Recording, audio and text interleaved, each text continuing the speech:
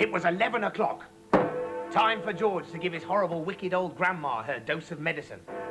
But he wasn't going to give her the ordinary stuff that she normally had. Oh, no. He was going to give her the real thing. The marvellous magical mixture that he, George, had brewed up in his mother's great big saucepan. In the living room, Grandma sat hunched in her chair by the window. The wicked little eyes followed George as he crossed the room towards her. "You're late," she snapped. "I don't think I am, Grandma." "Don't interrupt me in the middle of a sentence," she shouted. "But you'd finished your sentence, Grandma." "There you go again," she cried. "Always interrupting and arguing. You really are a tiresome little boy. Oh, what's the time?" "It's exactly 11 o'clock, Grandma." "You're lying as usual. Stop talking so much and give me my medicine. Shake the bottle first, then pour it into the spoon, and make sure it's a whole spoonful." Are you going to gulp it all down in one go?" George asked her. "Or will you sip it?" "What I do is none of your business," the old woman said. "Fill the spoon." As George removed the lid and began very slowly to pour the thick brown stuff into the spoon, he couldn't help thinking back upon all the mad and marvellous things that had gone into the making of this crazy stuff. The shaving soap, the hair remover, the dandruff cure, the automatic washing machine powder, the flea powder for dogs, the shoe polish, the black pepper, the horseradish sauce, and all the rest of them. Not to mention the powerful animal pills and powders and liquids, and the brown paint. "Open your mouth wide, Grandma," he said, "and I'll pop it in." The old hag opened her small wrinkled mouth, showing disgusting pale brown teeth. "Here we go," George cried out. "Swallow it down." And he pushed the spoon well into her mouth and tipped the mixture down her throat. Then he stepped back to watch the result. It was worth watching. Grandma yelled, "Ow! Ow!" And her whole body shot whoosh up into the air. It was exactly as though someone had pushed an electric wire through the underneath of her chair and switched on the current. Up she went, like a jack-in-the-box. And she didn't come down. She stayed there, suspended in mid-air, about 2 feet up, still in a sitting position, but rigid now, frozen, quivering, the eyeballs bulging, the hair standing straight up on end. Is something wrong, Grandma?" George asked her politely. "Are you all right?" Suspended up there in space, the old girl was beyond speaking. The shock that George's marvellous mixture had given her must have been tremendous. You'd have thought she'd swallowed a red-hot poker the way she took off from that chair. Then she came down again with a plop, back into her seat. "Ah! Call the fire brigade!" she shouted suddenly. "My stomach's on fire!" "It's just the medicine, Grandma," George said. "It's good, strong stuff." "Ah, fire!" the old woman yelled. "Fire in the basement! Get a bucket! Man the hoses! Do something, quick!" "Cool it, Grandma," George said. But he got a bit of a shock when he saw the smoke coming out of her mouth and out of her nostrils. Clouds of black smoke were coming out of her nose and blowing round the room. "By golly, you really are on fire," George said. "Of course I'm on fire," she yelled. "I'll be burned to a crisp. I'll be fried to a frazzle. I'll be boiled like a beetroot." George ran into the kitchen and came back with a jug of water. "Open your mouth, Grandma," he cried. He could hardly see her for the smoke, but he managed to pour half a jugful down her throat. And a sizzling sound, the kind you get if you hold a hot frying pan underneath a cold tap, came up from deep down inside Grandma's stomach. And the old hag bucked and shied and snorted. And spouts of water came shooting out of her nose. And the smoke cleared away. "The fire's out," George announced proudly. "You'll be all right now, Grandma." "All right?" she yelled. "Who's all right? Oh, there's squigglers in my belly. There's bangers in my bottom." She began bouncing up and down on the chair. Quite obviously, she was not very comfortable. "You'll find it's doing you a lot of good, that medicine, Grandma," George said. "Good?" she screamed. "Doing me good? It's killing me!" And then a funny thing happened. Grandma's body gave a sudden, sharp twist and a sudden, sharp jerk, and she flipped herself out of the chair, landed neatly on her 2 feet on the carpet. "That's terrific, Grandma," George cried. "You haven't stood up like that for years. Look at you. You're standing up all on your own, and you're not even using a stick." Grandma didn't even hear him. The frozen, pop-eyed look was back with her again now. She was miles away in another world. Marvellous medicine, George told himself. He found it fascinating to stand there and watch what it was doing to the old hag. What next, he wondered, and he soon found out. Suddenly, she began to grow. It was quite slow at first, just a very gradual inching upwards. Up, up, up, about an inch every few seconds. And in the beginning, George didn't notice it. But when she had passed the 5'6" mark and was going on upwards towards being 6 foot tall, George gave a jump and shouted, "Hey, Grandma! You're growing! You're growing up! Hang on, Grandma! You better stop now or you'll be hitting the ceiling." But Grandma didn't stop. It was a truly fantastic sight. This ancient, scrawny old woman getting taller and taller, longer and longer, thinner and thinner, as though she were a piece of elastic being pulled upwards by invisible hands. And when the top of her head actually touched the ceiling, George thought she was bound to stop. But she didn't. There was a sort of scrunching noise.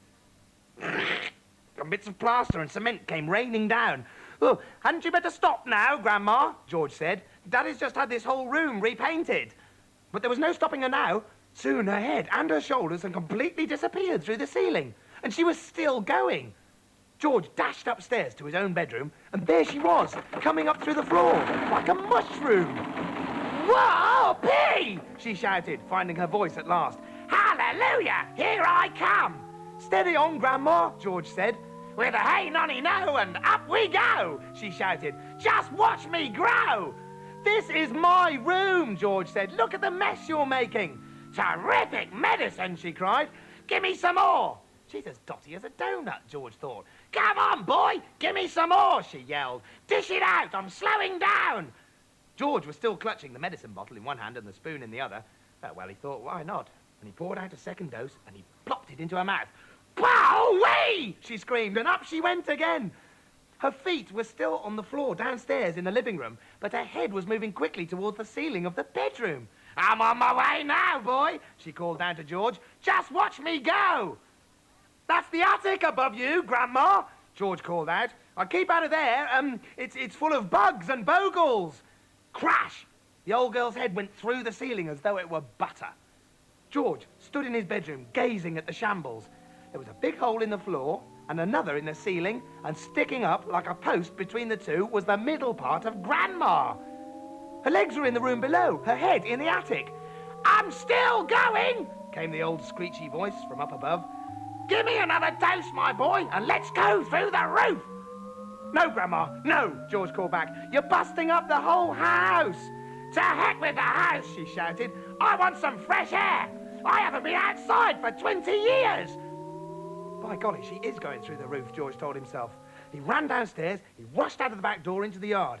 It'd be simply awful, he thought, if she bashed up the roof as well. His father would be furious, and he, George, would get the blame. He'd made the medicine. He'd given her too much. "Don't come through the roof, Grandma," prayed George. "Please, don't." George stood in the farmyard, looking up at the roof. There was no sign of Grandma. Whew. The old Wurzels got stuck in the attic, George thought. Thank goodness for that. But then, very slowly, like some weird monster rising up from the deep, Grandma's head came through the roof. Then her scrawny neck and the tops of her shoulders.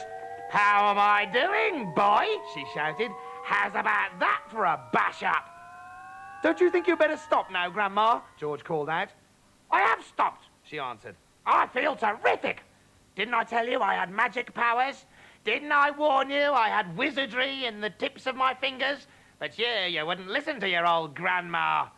"You didn't do it, Grandma," George shouted back to her. "I did it.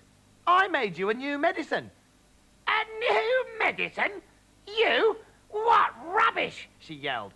I did, George shouted. "You're lying as usual," Grandma yelled. "You're always lying." "I'm not lying, Grandma. I swear I'm not." The wrinkled old face high up on the roof stared down suspiciously at George. "Are you telling me you actually made a new medicine all by yourself?" she shouted. "Yes, Grandma, all by myself." "Well, I don't believe you," she answered. "But I'm very comfortable up here. Fetch me a cup of tea." Now, a brown hen was pecking about in the yard, close to where George was standing, and the hen gave him an idea. Quickly, he uncorked the medicine bottle and poured some of the brown stuff into the spoon. "Watch this, Grandma," he shouted. He crouched down, holding out the spoon to the hen. "Chicken," he said. "Chick, chick, chicken. Come here, have some of this."